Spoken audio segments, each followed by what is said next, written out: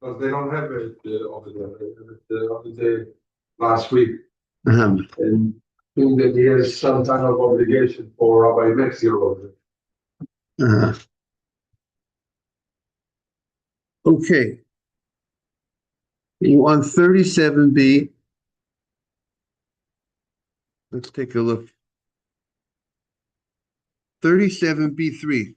The last thing we said was we're on the first column, the bottom paragraph, Omer of Ashi. The last thing we said that in Surah, in that city, they used to leave food on the fire before Shabbat, even though the fire wasn't covered, even though the coals weren't removed.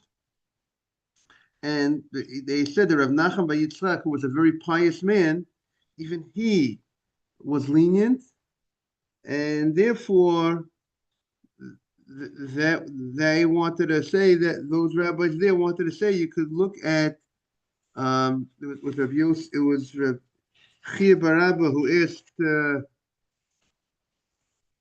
Rav Yosef, and you could prove from over there.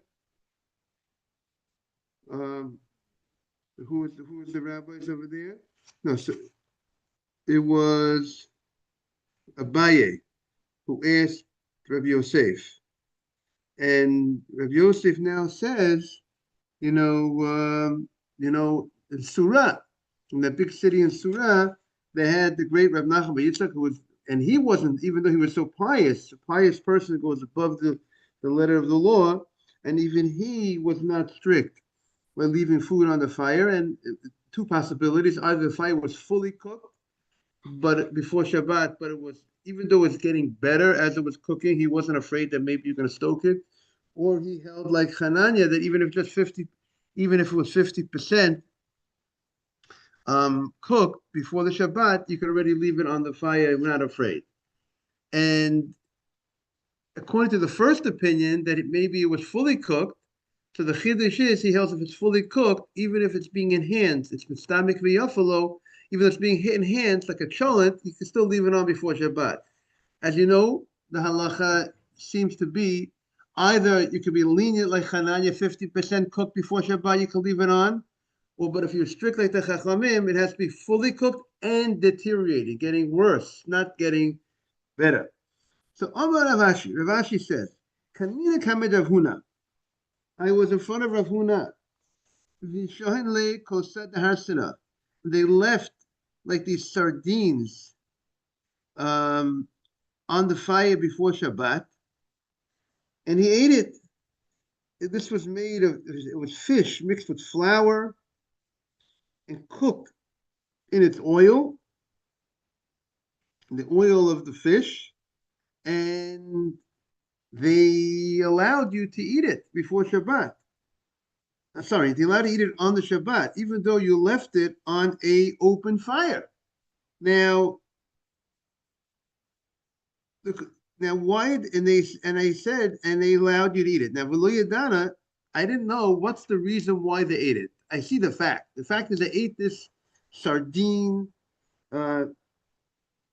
dish that was mixed with flour and cooked in its oil. Is it because they hold that if it's improving, it is still permitted, which would mean to say that it was 100% cooked before the Shabbat. But was it because even if it was improving, they allowed you, they weren't concerned you're going to come stoke the coals? Or is it Mishum, the Kiva this being Mecha, because it contains flour, so when the fish mixed with, in its baked cooking and it was oil, it's mixed with the flour, so then the flour content makes it that the longer you keep this food on the fire, once it's already cooked before the Shabbat, it's deteriorating now. It's getting negative. And therefore you're not going to raise the fire. It's negative. Now, if it's negative, then everybody would agree that if food is fully cooked on a fire, open flame before Shabbat, and it's deteriorating, everybody would agree you can leave it on that fire because we're not afraid you're going to stoke it because it's already going down. To increase the heat is going to ruin it, right? Simon, if you increase the heat, it's going to ruin it. You're not going to afraid you're going to come to increase the heat. So therefore, you can't really prove what he held. Rav Nachman now goes on record. He says like this: Mitztamik v'yafalo asu. If it's improving, and you see there's a letter, a bet on top of the word mitztamik, which sends you to the top right corner of the page, ein mishpat ner mitzvah, which is the Shulchan Aruch, which is Siman Reish and Gimel, Siman 253, paragraph 1, Sif Aleph, where he brings this opinion that if it's improving, even if it's fully cooked, you cannot put a food on an open flame before the Shabbat. And we say, he brings two opinions. The Shulchan Aruch has two opinions on the matter. Now, Amar Rav Nachman bar Yitzchak, mitztamik v'yafalo, if it's improving as it condenses, right? As it gets the longer it cooks, it evaporates. If it's asur, if you put it on an open fire, it's forbidden because we're afraid it might come to what, Simon? Stoke that fire because it's improving the food. The more you have it on the fire. However, mitztamik, if it's the longer it's cooked, viralo, it's going down. It's negative if it's deteriorating. It's a negative effect the longer it's cooking. Then mutar. Then you could go ahead and what? And you put that on the fire before Shabbat, because we're not afraid you're going to come to what? To stoke that fire. Klala de milta. This is the rule. If it has flour, the fact that this item has flour, mitztamik viralo, it will go ahead. Any food, you want to know whether a food improves or deteriorates as it's cooking, as it's condensing, as it's evaporating, the longer it's cooking. So the flour content that's added to a dish, that the longer it cooks, once it's already fully cooked, it's really going down. It's a negative effect. You're not going to want to intensify the fire. And therefore, we say, if you have any food, if you're making it with flour, it doesn't say how much flour. I presume an amount of flour that you feel is necessary to, I would suggest the amount of flour that's going to help the dish. That's going to affect the dish. So that amount of flour, once it's fully cooked, the longer it's on, it's going to have a negative effect. And therefore, you want to keep it hot, but it's not improving. It's just you're losing out on as it evaporates. As the cooking is going, you're not going to want to increase the heat. But levarmi tavshil de lifta, a dish of turnips. That dish of turnips, even though it has flour, mitzdamek v'yafelo. It's getting better the longer it's cooking with the turnips, because of the turnips, the way the turnips are made, because the sharpness of the turnips together with the meat, the Gemara is going to say, because the juice of the meat goes back into as the dish stews and condenses, the fat of the meat, the juice of the meat is absorbed, or let's say the fat, oils, is absorbed by the turnip and tempers the sharpness of the turnip, and therefore it's improving the turnip. So therefore, if you make a dish of turnips and it has flour, the fact that if you add to that dish meat, so then the fat of the meat gets absorbed by the turnip and makes it. So therefore, the longer it's cooking, it's gonna make the turnip a better turnip, not as sharp. Turnip is one of those sharp foods, right? So therefore, which I think you'll learn about in the Gemara in Chulin, about a sharp. I think if you look at that Gemara Chulin about sharp foods. If you look over there. The isbe, even though it has micha, it has flour, mistamik v'yafalo, it's improving. Well, even this that's only if it has meat together with the turnips and the flour of less bisra. If it does not have any meat, so therefore that's not improving, it's deteriorating. Then mistamik v'ralo, then it's deteriorating. And this would be it would seem even if the dish doesn't contain flour because of the turnip, which is so sharp. It's still it's not, it's getting um, it's not improving, right? It's not improving because of the sharpness of the turnips. Even the longer it's cooking, even, right? Because what do we say? If it has meat, that then it's improving. But if it doesn't have meat, it's not improving. And we're saying it's not improving not only when it doesn't have meat, not only it's not improving, it's going down when it has flour and no meat. Even if it has no flour, even once it's fully cooked, it's also deteriorating, and it wouldn't be a problem. And even if it has meat, and we say it's improving, right? Because when you have the meat, we said the flavor of the meat, of the fat of the meat, is being absorbed into the turnip. So, but nevertheless, good morning, Asaf. Even if good to have you on, even if it has meat, but it's only a problem. It's only the local orchim. If you don't need this food for guests, it's only for yourself. But if you're having guests, then of ispe orchim. But if you need guests, so you want to have larger pieces of meat, right? You don't want to have, you like to give your guests, like we say, a nice piece of meat. So the longer, if you increase the heat, it's going to deteriorate. The pieces will go, will get shriveled more, meaning it gets less. The more heat evaporates more of the food, and therefore you're not going to want to raise the temperature, even though it is getting better as it's cooking. But it's not worth it to you to raise that temperature to have it smaller size, and therefore, if you're having guests, we're not afraid. You're going to go ahead and increase the fire. So this is, by the way, this answered Mark's question. Even though is it subjective to you or to the food? So here is because of you. For you, you're not going to increase the heat because of either some side point because of the gas. So therefore, that's not called. There's no meaning because the whole issue is: are you going to raise the temperature? Are you going to stoke it?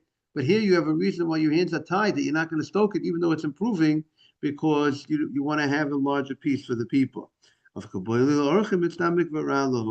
That's called, the more it's cooking, the more it's deteriorating. You want to keep it hot, but it's going down to you in a certain sense. It's getting worse because it's getting less the longer it's cooking. Therefore, you're not going to want to increase the heat, and therefore you would be allowed to leave this before the Shabbat. Laughter. This is laughter. Laughter is a dishes of figs. So laughter, daisa, tamri, these and cereal and dates, these type of dishes, mitzamek v'ralo. And these type of dishes, you should know, the longer it is cooking, it is deteriorating. And therefore, you'll be able to put these dishes on the fire before Shabbat if it's fully cooked. And since it's deteriorating, you're not afraid, you're going to go ahead and stoke the coals. So according to Rashi and Tosfot, see, we said there's a major split in the Rishonim. Whose opinion do we hold like? Do we hold like Hananya, you can put something 50% or more before Shabbat on open flame? Or do you hold like the Chachamim, that you cannot put on open flame for Shabbat unless it's 100% cooked and it's deteriorating, it's going down, and you're not going to want to stoke it. So this discussion that whether you could put, you need to tell me whether it's you tell me whether it's deteriorating or not deteriorating, and that allowance for you to put on the fire before Shabbat. That's only according to the Chachamim.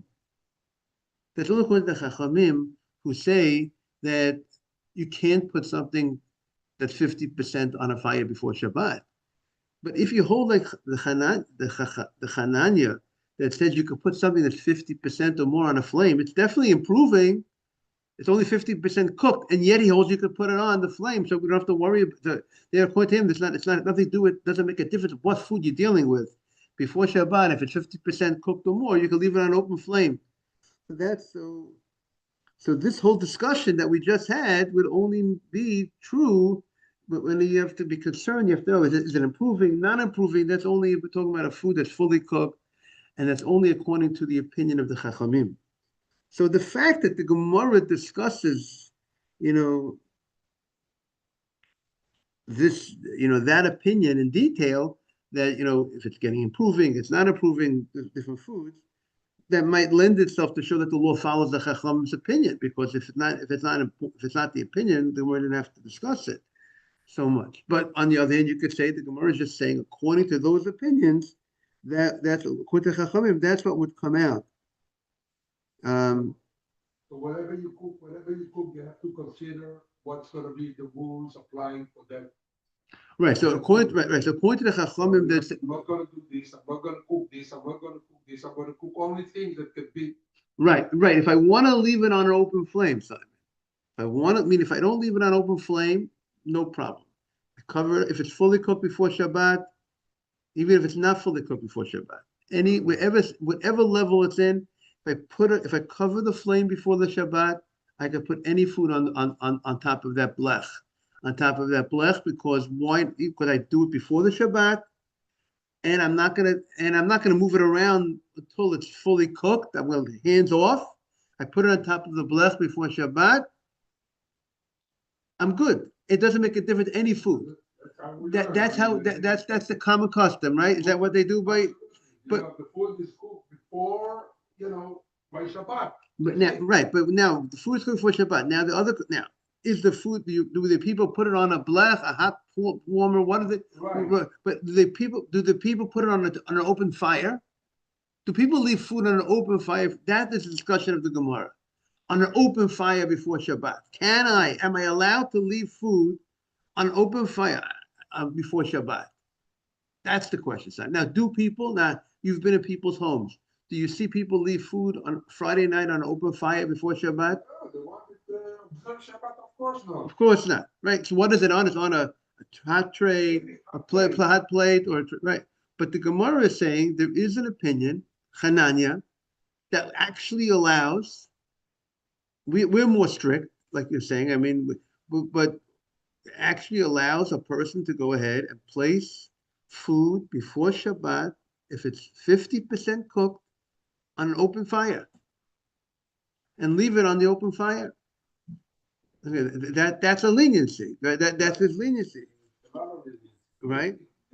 Right. And Rashi actually says that Rashi in France seems that they would leave the food on such a fire before Shabbat that it was 50% cooked or so, because Rashi points to the Mishnah earlier that discusses the case of placing dough in this oven, remember they would stick dough against the wall of the oven on the inside, as long as there was enough time for it to crust before the Shabbat, and you can leave it in that oven. There was fire still in the oven. Eventually, maybe the fire is going to go out, the coals are going to go out. But even though the fire is burning in the oven, Rashi wanted to point to that. And that Mishnah was written without any dispute, which seems that Rabbi Yehuda Nasi follows that opinion, and that's the law. And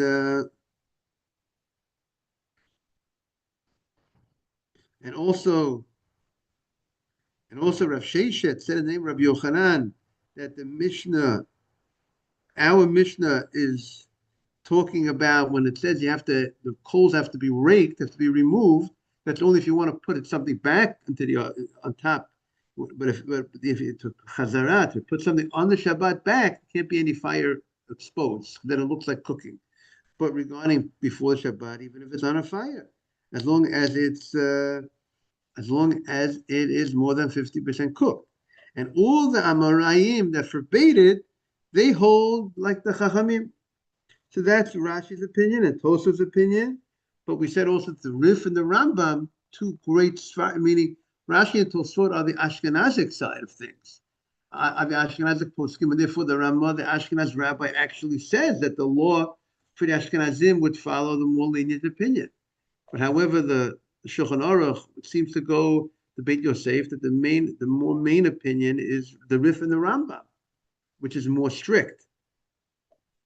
And you would not be able to leave 50% or more on open fire, even though, but in the Yalkut Yosef, excuse me, he says there are some Sephardi communities that are lenient. They actually go like the Ashkenaz opinion. Excuse me, they say that you could actually leave food that's 50% or more on the fire, if it's cooked 50% more on the fire before Shabbat, and that's like the Rashi and the Tosfot opinion. Now, of course, if you leave it on open fire, you will never be able to put back on that open fire. Good morning, Abraham. But that will be a problem of you can't put back ever on an open fire on Shabbat, because that looks like, even if it's fully cooked, it looks like you are cooking. Also, the other issue is you have to be very careful if the food is not 100% cooked. If you ever move it around and put it and place it back, you're actually cooking. So therefore, the best thing is, like Simon, you said before, you go ahead and fully cook before Shabbat, and you place it on a metal, on a hot, or either on a hot plate that's used for warming purposes, and you put it on a blech before Shabbat. That's the best way to go. And we also said yesterday that a hot plate, if you use a hot plate, the best thing is to go to the store and get a hot plate that has one setting. That would be ideal. And don't use that hot plate during the week. Even that hot plate, if you do use during the week, shouldn't be a problem, because see, we have to see what he says. That hot plate, because you can't raise the temperature on that. If it only has one setting, I would think the issue is when we say a hot plate can't be used during the week, is if it's a hot plate that has multiple settings. Because then if you use it during the week, then it means you're using it for cooking. But if one leaves the food on an electric warming tray where one has no potential to raise the heat, so what's the problem? It should not be any problem, because you're not going to be able to stoke it. No need to cover it. See, that's what he says. But if you use a warming tray with different settings, so then there's a concern you might come to raise the setting, perhaps. So if it is made specifically for Shabbat use, and it's not used for weekdays, because weekdays, if you use it for weekdays, that means you would adjust it during the weekdays. If you don't use it for weekday cooking, the surface of the tray is considered they're going to be lenient and say that the surface of the tray is considered covering the heating element, which is not so simple. It's not so simple if you have a warming tray that has multiple settings on it.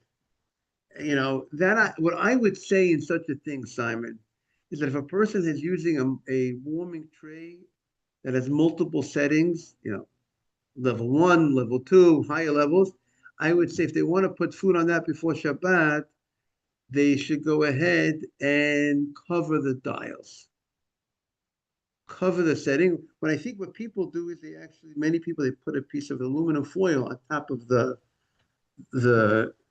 tray it's like a cover, just like the metal of if I would be using such a thing, I would put just aluminum foil on top, just like the metal blech that covers the fire. So this aluminum thing is covering the warming tray. But I would add to it, I'm just thinking out loud, Simon, if people don't know what the point of that aluminum foil, if people think the aluminum foil is just there, I don't want to rest the pot directly on the tray. I want to put it on aluminum foil. So then it's not serving as a reminder of anything, right? The point of when you cover the fire, when you cover the fire on before Shabbat with a blech, the fire is covered. You understand why is it covered? Because I'm not supposed to handle the fire. I'm supposed to stay away, because it's reminding me not to be involved with the fire. But if aluminum foil that you put a piece of aluminum foil on a warming tray that has multiple settings, it's not. What is it reminding me? Anything? Maybe that's the normal thing. Aluminum foil is a way people might use as part of covering something, not to cover the fire. Maybe just there just for conveniency, in contrast to a blech that's there to obviously to cover the fire. So I would say if you want to put the aluminum foil and extend the aluminum foil over the knobs. Once you put it over the knobs, you're really showing that you're not. That's going to remind you not to go ahead and what and stoke and raise the temperature. That's what I would say. Now, with the last few lines of the page, last line of the page, last few words of the page. The answer of Chibar Abba. Now we're on Lamed Chet Amar Aleph, 38a, Mazel Tov, Mabruk. Right, 38a1 is it's very intense. Talking about heat, intensive Gemara we've been learning. Shachach Kedeira Al Gabekira. Here now the Gemara moves to another aspect. Here the aspect is what happened if the person forgot a pot on the kira. He forgot a pot on the stove. He was supposed to remove it, let's say, before the Shabbat. And he left food that he was supposed to turn off the fire. You didn't turn off the fire. Now, why were you supposed to turn off the fire? Either according to the opinion that says that has to be, you can't leave food on a fire, even if it's 50% cooked. So let's say the food was 50% cooked, 60% cooked, it's open fire. You got to close off the fire for Shabbat. You didn't. The fire was going. The food eventually cooked. Can I eat the food? Is this food that was created in Isur? It was created in a way that was not supposed to be made. Because I was not supposed to leave it on the fire, according to the Chachamim. And even according to Hananya, let's say the food was 20% cooked, 25% cooked. Even Hananya, he only allows, let's say, 50% cooked. But if it's less than 50% cooked, I can't leave it on the fire. And it was less than 50% cooked, and I left it on the fire. So what do that's how Tosfos explains what the Gemara's question. Because Tosfos says, the top Tosfos, he says, even though we hold like Hananya, that's his opinion, Tosfos, that 50% cooked is good enough to leave it on open fire. But here, maybe it wasn't 50% cooked, it was less than 50% cooked, and now am I allowed to benefit from it, right? So, what is the law? Ishtik. He was quiet. If Chibar was quiet, he did not respond. Ishtik v'lo omale uv'lo. He didn't respond. The next day, Darash lahu. The next day he expounded. He gave a class on the matter. It's interesting to know, why didn't he respond on the spot? Did he want to go research it more? But the next day, or he wanted to go, they asked him the question, he wanted to go ahead and expound on it more to more people. Darash lahu, and he said, Hamevashel b'Shabbat b'Shogeg. If there's a Mishnah in Trumot, if someone cooks on Shabbat, so here we have a different law, Simon. The case that we had that was presented was you left food before Shabbat. You didn't do anything on Shabbat. The food cooked on the Shabbat, but your actions were done before the Shabbat. Now, how do you answer a question by seeing what's the precedent? What other laws do we have? So we have, what about a person on the Shabbat, the person cooked food unintentionally on Shabbat? He cooked water. He boiled water on Shabbat morning. He put the water on the stove. He got up in the middle of the night, put water on top of the stove. He forgot it was Shabbat. And he made himself a tea, made himself a coffee. And he made himself a hot water. Can he use that water that he made on the Shabbat that was made by Isur? Right? So we have a machloket. There's an argument between different rabbis in this case. So the Gemara is going with the opinion that says if it was done unintentionally, you could eat that food on the Shabbat. Even though there was a sin that was done, that you cooked on Shabbat, a terrible thing, meaning, and he has to bring at the time of Beit HaMikdash, there will be a korban chatat, a sin offering, but since it was done unintentionally, you could benefit from the food. This is that opinion of, I think that's Ramey's opinion, that you could go ahead and benefit from this is Ramey's opinion. But if you did it b'mezid, person intentionally cooked on Shabbat, then he cannot use that food on the Shabbat. Okay, we'll continue tomorrow. We'll have a great day, Simon and Asaf. You kept up the learning today. Amazing. Thank you very much, everybody. All the best.